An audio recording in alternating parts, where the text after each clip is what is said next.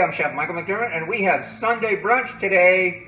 This is a bratwurst and onions, peppers, cheese, omelette with gluten-free bread and fresh tomatoes. Yummy, yummy brunch. I'm gonna make a little bratwurst and peppers omelet. Now, omelets are cool because you can put anything inside of them. That's why I show you omelets quite often, actually. Now, I had a little olive oil in there. I put a little butter just for flavor, okay? Now, you want to make sure this pan is on medium-high heat, all right? Now, I'm going to let the omelet set a little bit. Now, this is what you want to do with the omelet. Now, see, it's already started to set, but I want it to cook evenly. So I'm going to push it towards the center a little bit, okay? What I did was I just put some fresh ground black pepper in there and some salt. Now, what I'm going to do is I'm going to put it in the oven. I'm going to set it, and then I'm going to show you how to top it and finish it. Okay, now you can see that I set the omelet. I'm going to put some onions and peppers. I'm going to put some sliced thin turkey bratwurst. And yes, Virginia, they do have turkey bratwurst.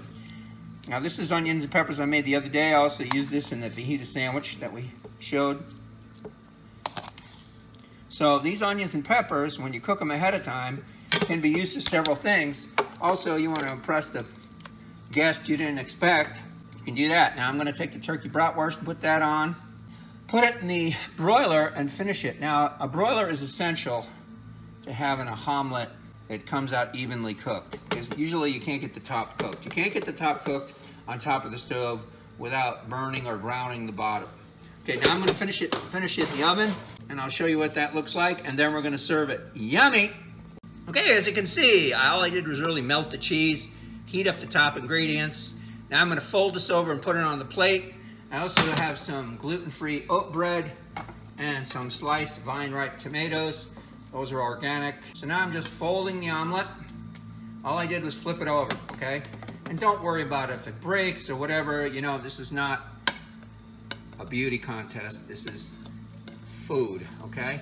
Look at that. Look how pretty that looks. Yummy. I'm Chef Michael McDermott. This has been Chef Michael's Food Hacks. Remember to stay tuned for the next Chef Michael's Food Hacks. And when you eat well, you live well.